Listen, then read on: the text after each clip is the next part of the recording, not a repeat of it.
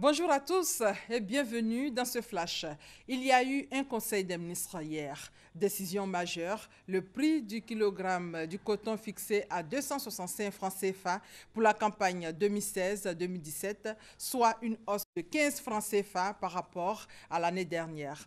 Entre autres mesures encore, l'interdiction de la vente de l'alcool en sachet concernant les législatives 2016. La campagne est fixée du 10 au 16 décembre. Nous y reviendrons à 13 h. Dans le cadre de la mise en œuvre de la réforme du secteur de la sécurité adoptée depuis 2012, des initiatives se multiplient sur le terrain. Le Conseil national de sécurité, avec l'appui financier et technique du PNUD, organise des ateliers socio-sécuritaires dans 4 régions du pays, des rencontres qui regroupent la gendarmerie, les eaux et forêts, la douane et la garde pénitentiaire et les populations civiles. Ces ateliers visent à consolider le lien armée-nation pour établir la confiance entre les forces de sécurité et la population.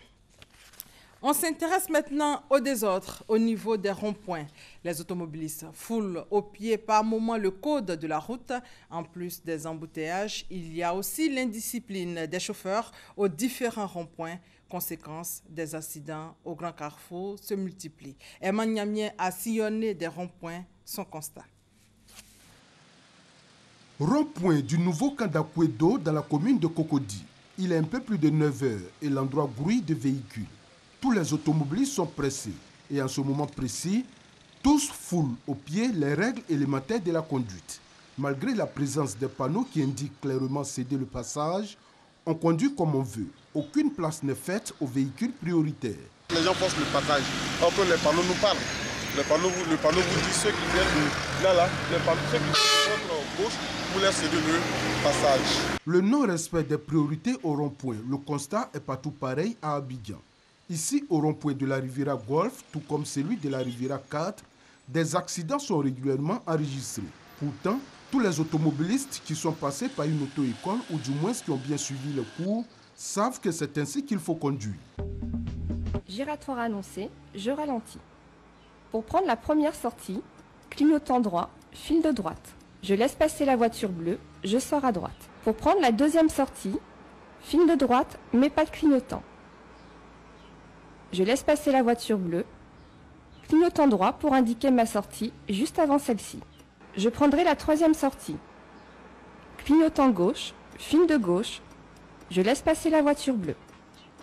Je reste sur la file de gauche, puis clignotant droit pour avertir que je rejoins la file de droite pour prendre la prochaine sortie. Un rond-point ou carrefour à sens giratoire est signalé par un panneau spécifique.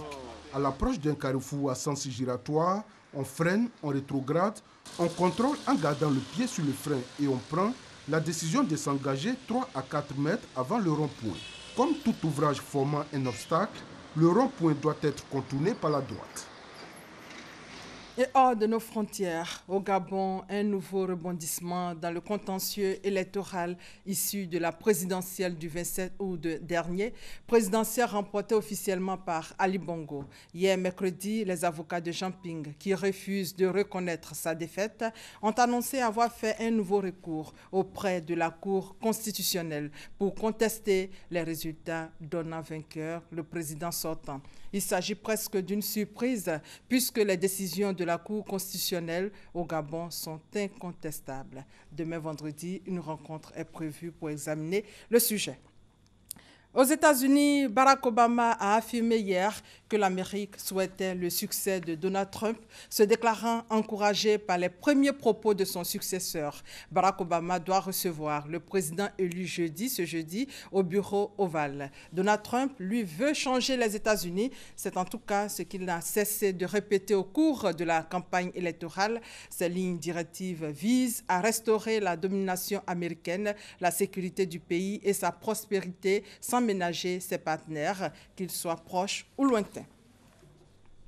Dans l'actualité sportive, pour terminer, la deuxième journée de la phase de groupe qui donnera accès au Mondial 2018 commence demain vendredi 11 novembre avec la rencontre entre la Libye et la Tunisie qui va se dérouler en Algérie. Les autres sélections s'affrontent durant le week-end et les résultats sont déjà décisifs dans la course à la qualification. Voilà, et c'est la fin de ce flash. On se retrouve à 13h. Merci de votre fidélité.